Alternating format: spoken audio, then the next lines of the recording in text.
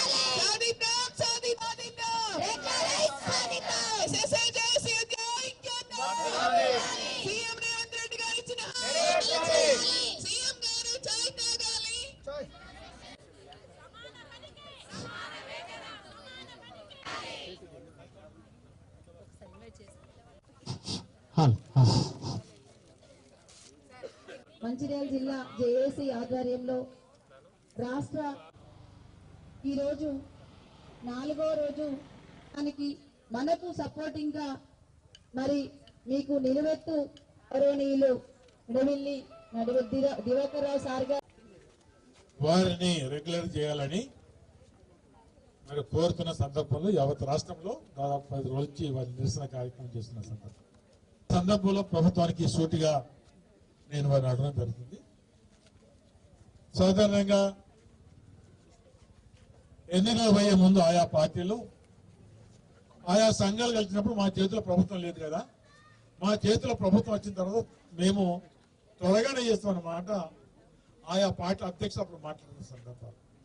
కానీ ఈనాడు ముఖ్యమంత్రి గారు ఆనాడు పిసిసి అధ్యక్షులు గారు మీ సమస్య అసలు సమస్య కాదు, తాగే లోపట్నే మీకు రెగ్యులర్ చేస్తున్న మాట ఆనాటి అధ్యక్షులు ఈ ముఖ్యమంత్రి రేవంత్ రెడ్డి గారు.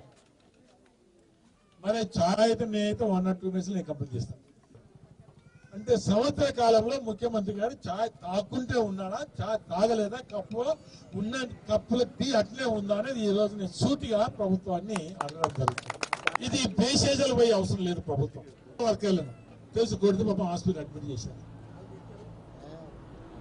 గాడి చేస్తే కొడితే మగ పోలీసులు నెట్గా పోతే హాస్పిటల్ అడ్మిట్ చేశారు.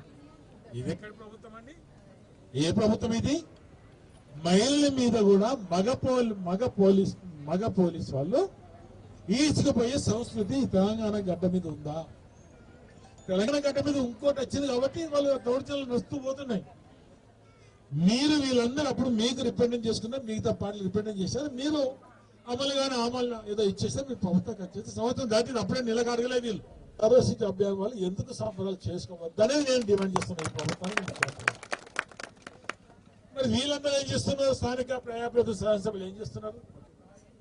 ఏదేది మీరు 6 గ్యారెంటీలు చూపెట్టి ఓట్లు అడిగారు, 420 హామీలు చూపెట్టి ఓట్లు అడిగారు, అవి నెరవేర్చినప్పుడు మీరు ఖచ్చితంగా ముఖ్యమంత్రి అడగాలి, మీరు డిమాండ్ చేయాలి. ముఖ్యమంత్రి గారు వాళ్ళు చేయలేకపోతున్నారు.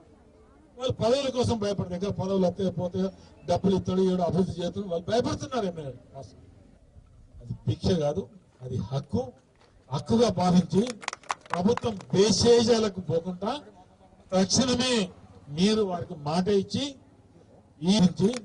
ప్రభుత్వం బేసేజాలకు పోకుండా తక్షణమే మీరు వారికి మాట ఇచ్చి ఈ నిరాదీక్షలు మరొకటి విరమింపజేసే దిశగా ప్రభుత్వం అడుగులు ముందుకెళ్ళాలని ప్రభుత్వాన్ని డిమాండ్ చేయడం జరుగుతుంది.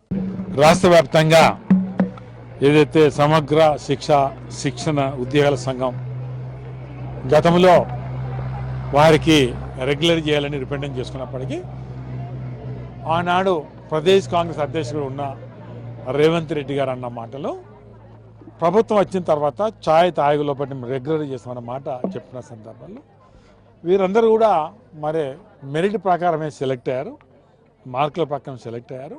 సమయం ఇచ్చేసి 9 మన సంబరాలు చేస్తున్న సందర్భంలో మరి మా సమస్య ఛాయ్ తాగులు పడి చేస్తున్న ఆనాటి పిసి అధ్యక్షులు గారు ఈనాటి ముఖ్యమంత్రి గారు రిప్రజెంట్ చేస్తే కూడా అల్లుకోలేదు పలుకులేదు.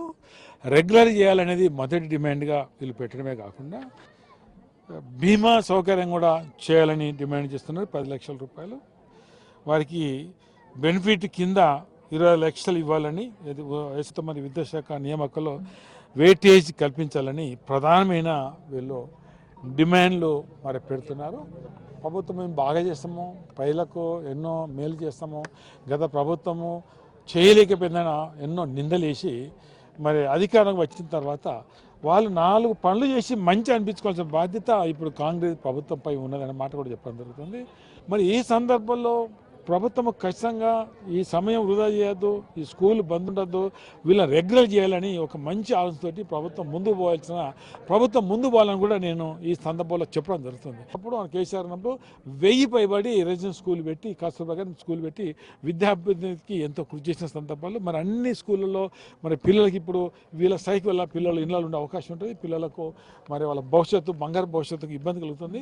మేము వాళ్ళకు మద్దతు అంటే వచ్చిపోవడం కాదు, వారు ఎప్పుడు పిలిచినా అప్పుడు మేము రావడానికి సిద్ధంగా ఉన్నాము. దానిలో ఏమాత్రం అనుమానం లేదు. ఇక్కడ పార్టీ పరంగా అనుకోండి అయితే గతంలో ఒక ప్రజాపతి ఉన్న సందర్భంలో నేను మనం రావడం జరుగుతుంది. ఇప్పుడు ప్రభుత్వాన్ని నేను డిమాండ్ చేసేదల్లా మీరు ఆనాడు మరి ఏదైతే వాగ్దానం చేశారో ఛాయ్ తాగేలోపల ప్రభుత్వం వచ్చిన తర్వాత మిమ్మల్ని రెగ్యులర్ చేస్తున్న మాట నిలబెట్టుకోవాలని నేను ప్రభుత్వాన్ని డిమాండ్ చేయడం జరుగుతుంది. గత 5 రోజుల నుంచి కూడా SSAలో పనిచేస్తున్నటువంటి ప్రతి ఒక్క ఉద్యోగి కూడా రోడ్డు మీదకి వచ్చి నిరసన వ్యక్తం చేస్తున్నటువంటి సమయాన్ని మీరు చూస్తున్నారు, ఆ సందర్భాన్ని మీరు చూస్తున్నారు. సార్ మేమందరం కూడా ముక్త కంఠంగా ఒకటే అడుగుతున్నాము, ఏంటంటే మమ్మల్ని క్రమబద్ధీకరించండి. మేము రోజు రోజుకి చూస్తున్నటువంటి విషయాల్లో క్రమబద్ధీకరణ అనేది మేమేదో ఆశపడే అత్యాశ కాదు.